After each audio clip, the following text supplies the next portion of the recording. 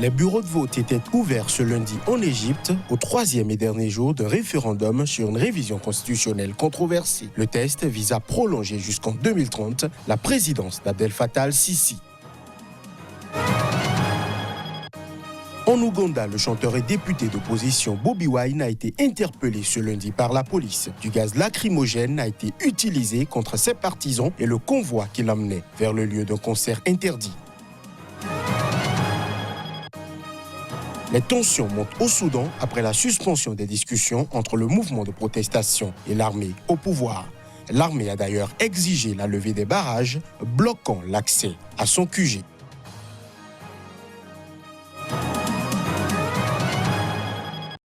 Bonsoir à chacun, bonsoir à tous.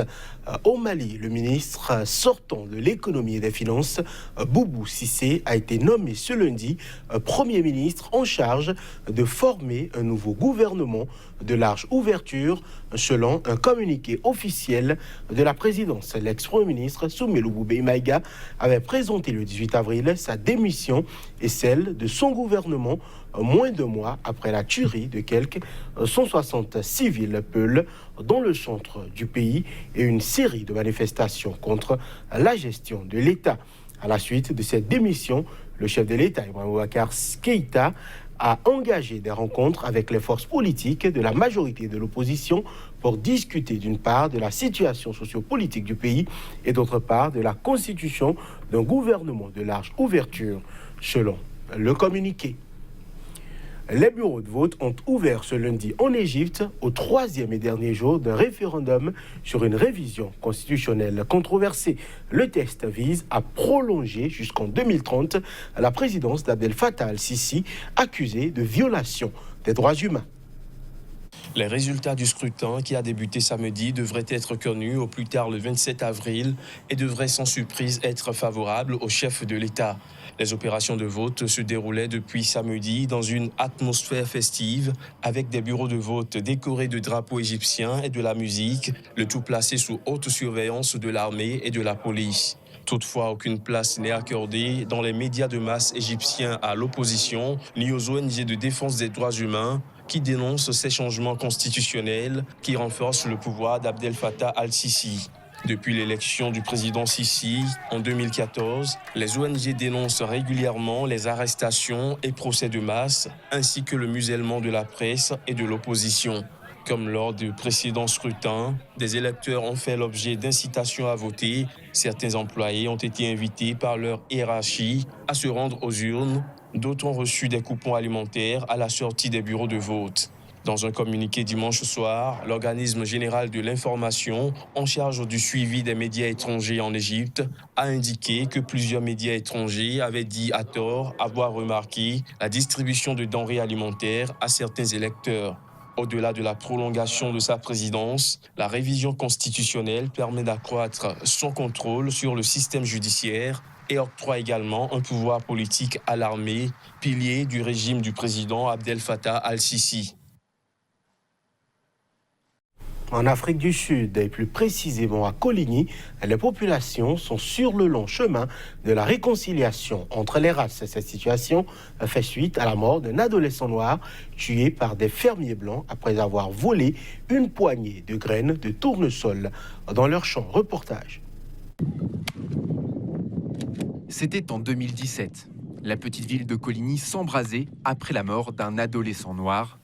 La justice sud-africaine a depuis établi que 2 fermiers blancs ont kidnappé puis tué Matlomola Mosweu, 16 ans, en le jetant d'un véhicule en marche. Son crime, avoir volé des graines de tournesol. 2 ans plus tard, les rancœurs subsistent. Mais les paroisses locales, noires comme blanches, travaillent à réconcilier les communautés.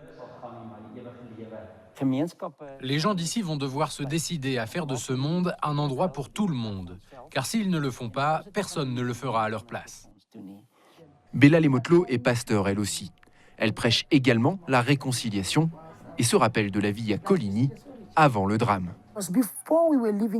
Avant, on vivait en paix, en harmonie avec les Blancs. Il n'y avait pas de problème. C'était tellement bien. Si Coligny jouit d'un calme relatif depuis les émeutes de 2017, les inégalités demeurent. Comme dans tout le pays, l'héritage de l'apartheid reste visible. Même 25 ans après, les villes sont coupées en deux, blancs d'un côté, noirs de l'autre. Les Blancs habitent en ville. Il y a aussi quelques Noirs là-bas. Mais ici, dans le township, il n'y a aucun Blanc. Stanim Nyakama est une figure de la communauté. Directeur de l'école locale, il a témoigné au procès. Et pour lui, pas de doute, le meurtre de l'adolescent est un crime raciste. Si ce garçon avait été blanc, vous pensez qu'ils auraient fait ça? Non. Ils n'auraient même pas livré à la police. Je pense qu'ils l'auraient amené chez ses parents et qu'ils leur auraient dit « Écoutez, ce gamin fait des conneries sur nos terrains ». Reconnus coupables, les deux fermiers ont été condamnés à 23 et 18 ans de prison pour ce que l'on surnomme ici le meurtre des tournesols. Les deux hommes feront appel en mai, avec le risque de voir la fragile réconciliation de Coligny voler en éclats. Je l'annonçais en titre, le chanteur et député d'opposition Bobi Wine a été interpellé ce lundi par la police qui a utilisé du gaz lacrymogène contre ses partisans et le convoi qui l'emmenait vers le lieu d'un concert interdit par les autorités. L'information a été révélée par son épouse, des partisans, mais aussi par la police. Les détails. Il a été arrêté dans le quartier de Boussabala où il devait parler aux médias à propos de l'annulation de son concert par la police, a déclaré Barbie Itungo Kiagulani, l'épouse du chanteur, qui dit avoir contacté ses avocats pour savoir où il est emmené. Le porte-parole de la police ougandaise, Fred Enonga, n'a lui pas voulu confirmer une arrestation, mais a indiqué que la police l'a interpellé et l'a emmené en véhicule. Un des organisateurs du concert et partisan de Bobi Wine, présent sur place, a assuré que la police a pénétré dans la voiture dans laquelle il se trouvait, l'a extrait de force, l'a mis dans un véhicule de police et l'a emmené. Tout le monde autour du véhicule suffoqué à cause du gaz lacrymogène, a-t-il ajouté. Bobi Wine, Robert Kiagulani, de son vrai nom, avait prévu de donner un concert dans un club qui lui appartient sur une plage du lac Victoria. Mais les autorités ont décidé dimanche d'annuler le concert, évoquant des mesures de sécurité insuffisantes.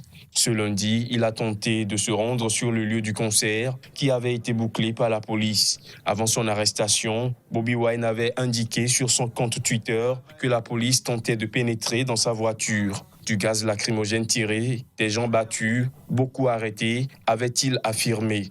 Depuis qu'il s'est affirmé en 2017 comme un ferme opposant au président Yoweri Museveni, au pouvoir depuis 1986, les autorités ont à plusieurs reprises empêché Bobi Wine de se produire en public. Une mission conjointe de l'Union africaine, de l'ONU et de l'Union européenne a effectué une visite à Bangui, en République centrafricaine. Ensemble, les organisations ont procédé au cours de leur séjour au suivi de l'accord de Khartoum. Reportage Marie-Hubert Djamani. La délégation est composée du commissaire à la paix et à la sécurité de l'Union africaine, l'ambassadeur Ismaël Chergui, du secrétaire général adjoint des Nations unies en charge des opérations de maintien de la paix, Jean-Pierre Lacroix, et du directeur général Afrique du service européen pour l'action extérieure de l'Union européenne, Gwen Verweyke. Cette mission de haut niveau a pour objectif d'appuyer les signataires de l'accord politique pour la paix et la réconciliation en République centrafricaine, paraphé à Khartoum et signé le 6 janvier dernier à Bangui. Vos sœurs et vos frères africains sur tout le continent vous regardent avec beaucoup d'espoir, mais avec beaucoup de responsabilité également, pour que vous puissiez relever la tête et relancer votre pays pour qu'ils occupent la place qui est la sienne dans la région et dans le continent. Pour s'enquérir de la situation qui prévaut en République centrafricaine, la mission conjointe a effectué un déplacement en compagnie du Premier ministre dans 2 villes de province. Le gouvernement est fermement déterminé à continuer à travailler au quotidien pour que cet accord nous conduise à la paix, à la sécurité et à la réconciliation. La tâche n'est pas facile, mais nous réussirons grâce au leadership politique du chef de l'État, au travail quotidien du gouvernement ainsi qu'à la bonne disposition et la bonne collaboration de nos frères des ex-groupes armés. Durant sa visite en Centrafrique, la mission conjointe a été reçue en audience par plusieurs personnalités du pays. Au Soudan, les tensions montent après la suspension des discussions entre le mouvement de protestation et l'armée au pouvoir. Les militaires ont d'ailleurs exigé ce lundi de manière pressante la levée des barrages bloquant l'accès à leur QG, point de ralliement de milliers de manifestants. Le Conseil militaire de transition, qui a pris les commandes du pays après la destitution du président Omar el-Béchir, a haussé le ton pour que la situation se normalise devant le quartier général de l'armée à Khartoum. Les routes doivent être rouvertes immédiatement pour faciliter la circulation des trains et des autres moyens de transport dans la capitale et les autres États, a déclaré le Conseil militaire dans un communiqué.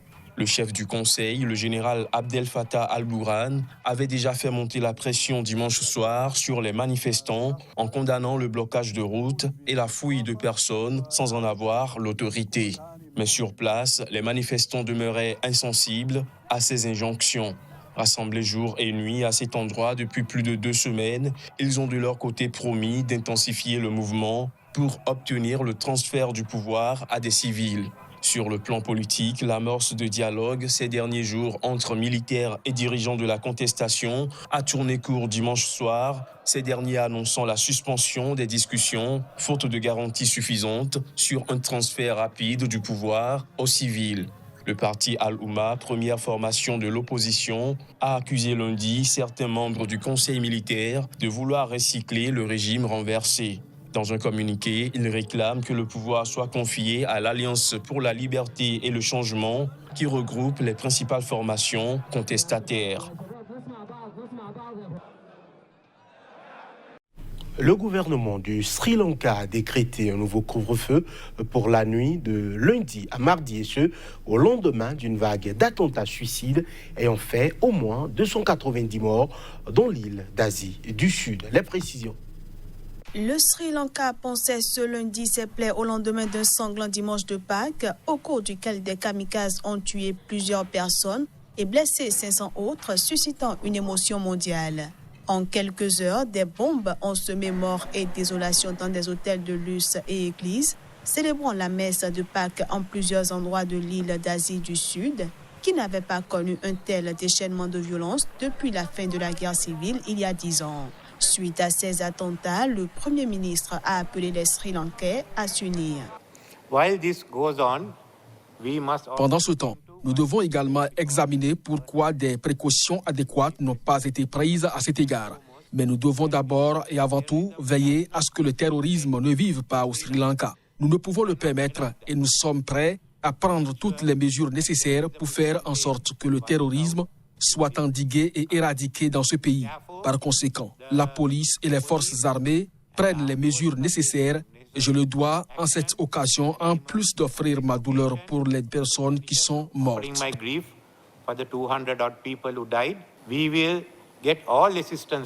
Nous obtiendrons toute l'aide possible du Sri Lanka et de l'extérieur pour contenir cette menace et l'éliminer. Ce que je voudrais demander à la population, c'est d'apporter tout soutien aux forces de sécurité et de veiller à ce qu'il n'y ait pas de malentendus qui conduisent à d'autres incidents détournant l'attention des forces de sécurité de cette importante enquête.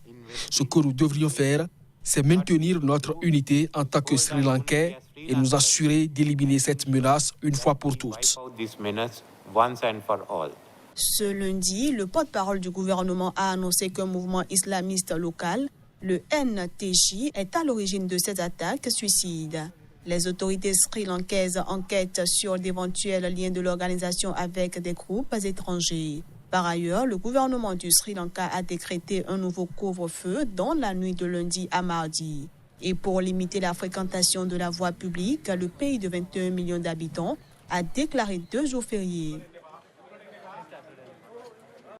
Et voilà qui met un terme à cette édition que nous vous remercions d'avoir suivi.